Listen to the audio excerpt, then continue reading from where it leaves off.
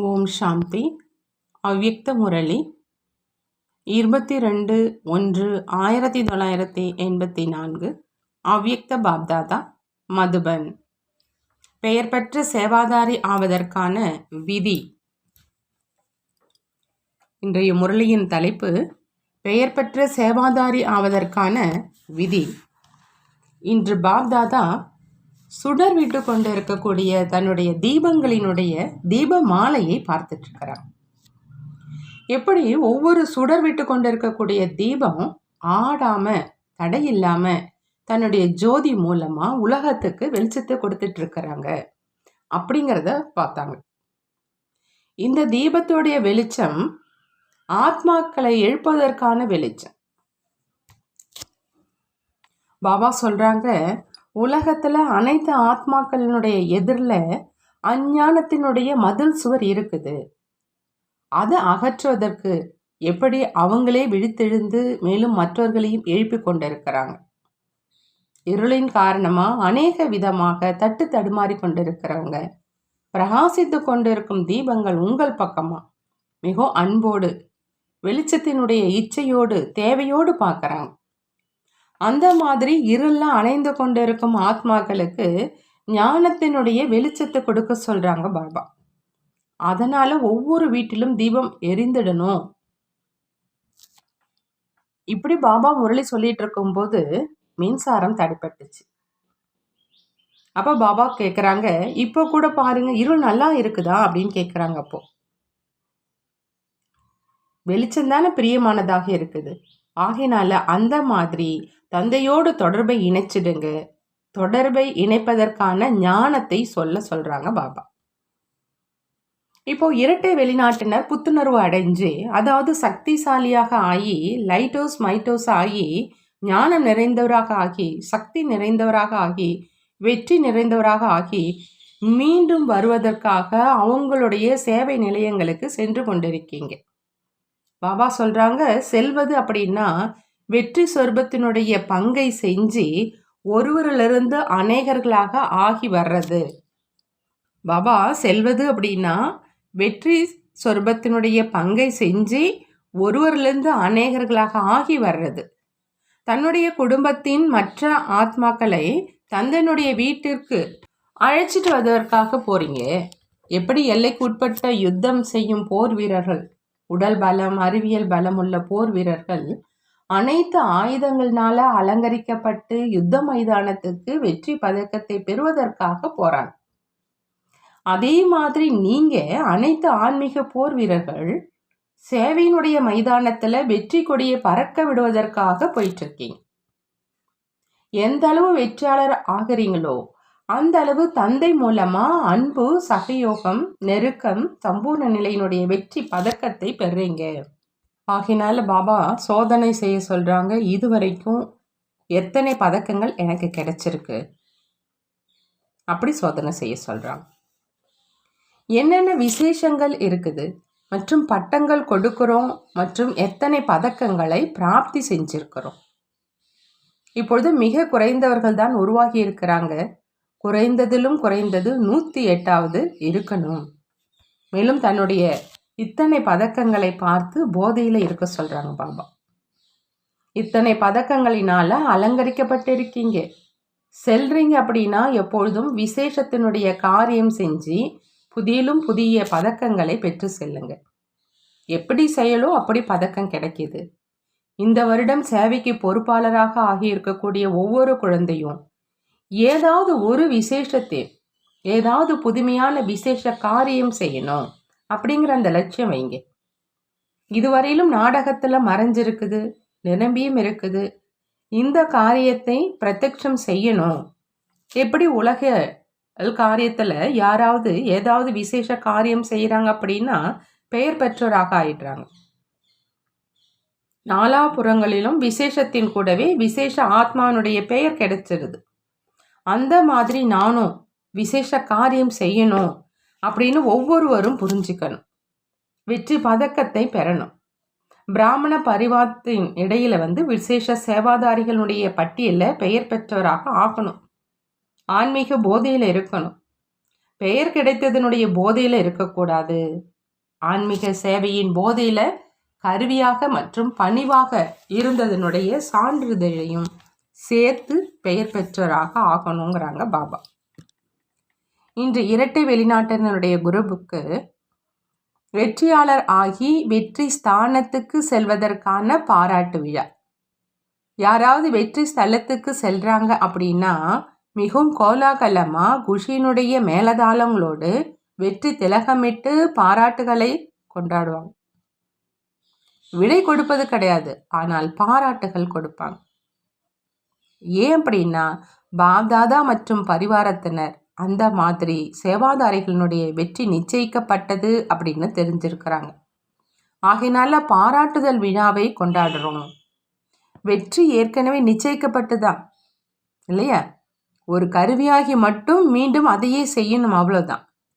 ஏன் அப்படின்னா செய்வதனால் கருவியாகி செய்வீங்க, மேலும் அடைவீங்க. என்னென்ன காரியம் செய்வீங்களோ அது நிச்சயம் பிரத்யக்ஷ பலனை கொடுக்கும்.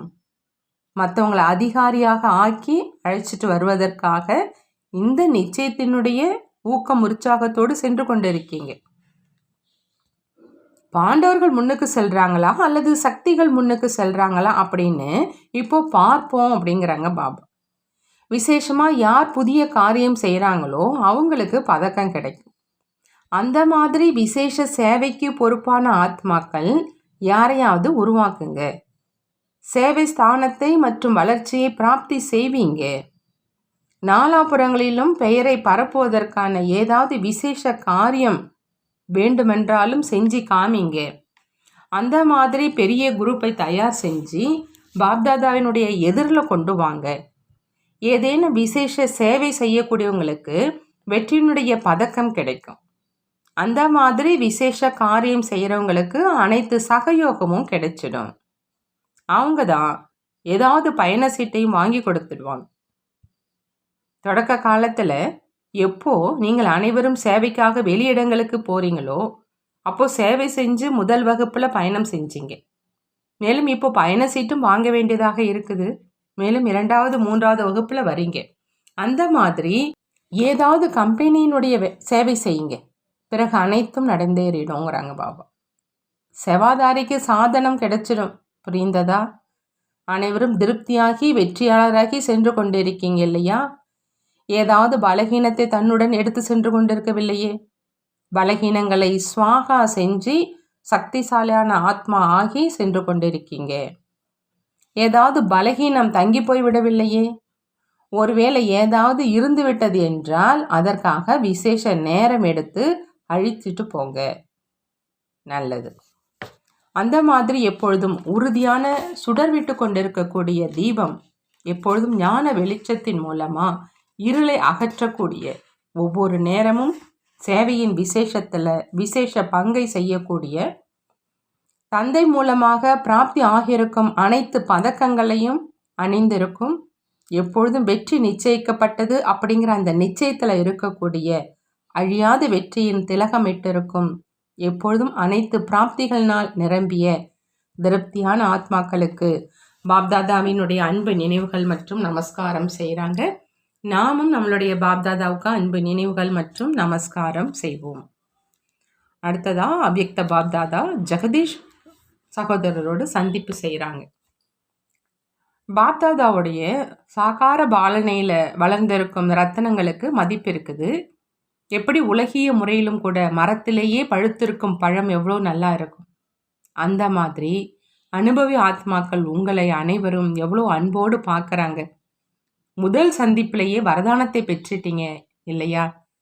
பாலனை அப்படின்னா வளர்ப்பே வரதானங்களினால் ஆச்சு. பாலனை அப்படின்னா பாபா சொல்கிறாங்க வளர்ப்பானது வரதானங்களால ஆச்சு அப்படிங்கிறாங்க. வளர்ப்பானது வரதானங்களினால் ஆகிறது தான் பாலனைன்னு சொல்கிறாங்க. ஆகினால எப்பொழுதுமே பாலனையினுடைய அனுபவம் மூலம் அநேக ஆத்மாக்களை பாலனை செஞ்சு அவங்க முன்னேறி செல்வதற்காக தூண்டுதல் செஞ்சுக்கிட்டே இருப்பாங்க. கடலின் விதவிதமான சம்பந்தங்களினுடைய அலைகளில், அனுபவங்களுடைய அலைகளில் மிதந்துக்கிட்டே இருப்பாங்க. சேவையினுடைய தொடக்க காலத்தில் சிக்கனமாக இருந்த காலம் பொறுப்பாக ஆச்சு. சிக்கனமான காலம் பொறுப்பாக ஆனதின் காரணத்தினால சேவையினுடைய பலன் எப்பொழுதும் உயர்ந்ததாக இருந்தது. நேரத்துக்கு ஏற்ற மாதிரி சகயோகியாக ஆனீங்க, ஆகையினால வரதானம் கிடைச்சது. நல்லது. மகா நாட்டிற்காக பாப்தாதாவுடைய மகா வாக்கியங்கள். அனைவரும் ஒன்றாக கூடி ஏதாவது ஒரு காரியத்தை ஊக்கம் உற்சாகத்தோடு செய்கிறீங்க அப்படின்னா அதில் வெற்றி சுலபமாக கிடைச்சிடுது. அனைவருடைய ஊக்கத்தினால காரியம் நடந்துட்டு இருக்குது இல்லையா? ஆகையினால் அவசியம் வெற்றி கிடைக்கும். அனைவரையும் ஒன்றாக சேர்ப்பது என்பதும் ஒரு உயர்ந்த நிலையினுடைய அடையாளம். அனைவரும் ஒன்றாக கூடியதுனால மற்ற ஆத்மாக்களும் சந்திப்பதற்காக அருகில் வராங்க. உள்ளத்தினுடைய எண்ணத்தை இணைப்பது அப்படின்னா அநேக ஆத்மாக்களினுடைய இணைப்பை கொண்டாடுவது. இந்த லட்சியத்தை நோக்கி செஞ்சிட்டு இருக்கீங்க இல்லையா? மேலும் செய்து கொண்டே இருப்பீங்கிறாங்க பாபா. நல்லது. வெளிநாட்டினர் அனைவரும் நன்றாக இருக்கீங்களா? திருப்தியாக இருக்கீங்களா? இப்போ அனைவரும் பெரியவர்களாக ஆகிட்டீங்க, மற்றவர்களை கவனிப்பவராக ஆயிட்டீங்க. முதல்ல சிறு குழந்தைகளாக இருந்தீங்க, ஆகையினால குறும்பு காரியங்கள் செஞ்சீங்க. இப்போது மற்றவர்களை கவனிப்பவர்களாக ஆகிட்டீங்க. என்னை யாராவது கவனிக்கணும் அப்படிங்கிற நிலை இப்போ இல்லை. இப்போ மற்றவர்களுடைய உழைப்பை பெறுபவர்களாக இல்லை, தன்னுடைய உழைப்பை மற்றவர்களுக்கு கொடுப்பவர்களாக ஆகிட்டீங்க. புகார் செய்பவர்களாக இல்லாமல் முழுமையானவர்களாக இருக்கீங்க. இப்பொழுதும் ஏதும் எந்த புகாரும் இல்லை, மேலும் வருங்காலத்திலும் இருக்காது. அந்த மாதிரி தான் இல்லையான்னு பாபா கேட்குறாங்க. எப்போதும் குஷி நிறைந்த செய்தியை கொடுங்க. மேலும் யாரெல்லாம் வரலையோ அவங்களையும் மாயாவை வென்றவராக ஆக்கணும். பிறகு அதிக கடிதம் எழுத வேண்டியதாக இருக்காது. ஓகே அப்படின்னு மட்டும்தான் எழுதணும். நல்ல நல்ல விஷயங்களை வேணும்னா எழுதுங்க, ஆனால் சுருக்கமாக எழுதுங்க. நல்லது. அடுத்ததாக பாப்தாதா டீச்சர்களோடு சந்திப்பு செய்கிறாங்க. பாப்தாதாவுக்கு டீச்சர்கள் மேலே விசேஷ அன்பு இருக்குது. ஏன் அப்படின்னா சமமானவங்க அவங்க. தந்தையும் டீச்சர் மற்றும் நீங்கள் மாஸ்டர் டீச்சர். பொதுவாகவே சமமானவர்கள் பிரியமானவர்களாக இருப்பாங்க. மிக நல்ல ஊக்கம் உற்சாகத்தோடு சேவையில் முன்னேறி கொண்டிருக்கீங்க. அனைவரும் சக்கரவர்த்திகள். சக்கரமாக சுற்றி வந்து அநேக ஆத்மாக்களினுடைய சம்பந்தத்தில் வந்து அநேக ஆத்மாக்களை அருகில் கொண்டு வருவதற்கான காரியம் செஞ்சிட்ருக்கீங்க. இதற்காக பாப்தாதா குஷி அடைகிறாங்க. பாப்தாதா என் மேலே குஷியாக இருக்கிறாங்க அப்படின்னு உணர்றீங்க தான் இல்லையா? அல்லது இன்னும் கொஞ்சம் குஷிப்படுத்தணும் அப்படின்னு நினைக்கிறீங்களான்னு கேட்குறாங்க. குஷியாக இருக்கிறாங்க, இன்னும் குஷிப்படுத்தணும். நன்றாக உழைக்கிறீங்க, அன்போடு உழைக்கிறீங்க என்பதனால அந்த உழைப்பு உழைப்பாக படலை. சேவை செய்யும் குழந்தைகளை எப்பொழுதுமே பாப்தாதா தலையினுடைய கிரீடம் அப்படின்னு சொல்கிறாங்க. நீங்கள் தலையினுடைய கிரீடம் ஆவீங்க. பாப்தாதா குழந்தைகளுடைய ஊக்கம் உற்சாகத்தை பார்த்து இன்னும் மேலும் ஊக்கம் உற்சாகத்தை அதிகரிப்பதற்கான சகயோகம் கொடுக்குறாங்க. 1 அடி குழந்தைகளினுடையது மற்றும் 1000 அடி தந்தையினுடையது. எங்கு தைரியம் இருக்குதோ அங்கு உற்சாகத்தினுடைய பிராப்தி இயல்பாகவே இருக்குது. தைரியம் இருக்குது அப்படின்னா தந்தையினுடைய உதவி இருக்குது. ஆகினால நீங்கள் கவலையற்ற மகாராஜாவாக இருக்கீங்க. சேவை செஞ்சுக்கிட்டே இருங்க, வெற்றி கிடைச்சிக்கிட்டே இருக்கும். நல்லது. பாபா வரதானம் கொடுக்குறாங்க. தன்னுடைய ஒவ்வொரு காரியம் மூலமாக தெய்வீக தன்மையை அனுபவம் செய்விக்கக்கூடிய தெய்வீக வாழ்க்கை உள்ளவராக ஆகுக. தெய்வீக வாழ்க்கை உள்ளவராக ஆகணும் அப்படின்னா தன்னுடைய ஒவ்வொரு காரியம் மூலமாக தெய்வீக தன்மையை அனுபவம் செய்விக்கணும் அப்படிங்கிறாங்க பாபா. பாப்தாதா ஒவ்வொரு குழந்தையையும் தெய்வீக வாழ்க்கை, அதாவது தெய்வீக எண்ணம், தெய்வீக பேச்சு, தெய்வீக காரியம் செய்யும் தெய்வீக மூர்த்திகளாக ஆக்கியிருக்கிறாங்க. தெய்வீக தன்மை வந்து சங்கமயுக பிராமணர்களுடைய சிரேஷ்ட அலங்காரம். தெய்வீக வாழ்க்கை உள்ள ஆத்மா எந்த ஒரு ஆத்மாவுக்கும் தன்னுடைய ஒவ்வொரு காரியம் மூலமாக சாதாரண தன்மையிலிருந்து விலகி தெய்வீக தன்மையினுடைய அனுபவத்தை செய்விக்கும். தெய்வீக பிறவி எடுத்துள்ள பிராமணன் உடலால் சாதாரண காரியத்தையும் மனதால் சாதாரண எண்ணத்தையும் செய்ய முடியாது. அவங்க பணத்தையும் சாதாரண முறையில் காரியத்தில் ஈடுபடுத்த முடியாதுங்கிறாங்க பாபா. அடுத்த ஸ்லோகனில் பாபா சொல்கிறாங்க, உள்ளத்தால் என்ன அடைய வேண்டுமோ அதை அடைஞ்சிட்டோம் அப்படிங்கிற இதே பாடலை பாடிக்கிட்டே இருந்தீங்க அப்படின்னா முகம் குஷி நிறைந்ததாக இருக்கும். முகம் குஷி நிறைந்ததாக இருக்கணும் அப்படின்னா உள்ளத்தால என்ன அடையணுமோ அதை நாங்கள் அடைஞ்சிட்டோங்கிற அந்த பாடலை பாடிக்கிட்டே இருங்கிறாங்க. நல்லது. ஓம் சாந்தி. நன்றி பாபா. நன்றி.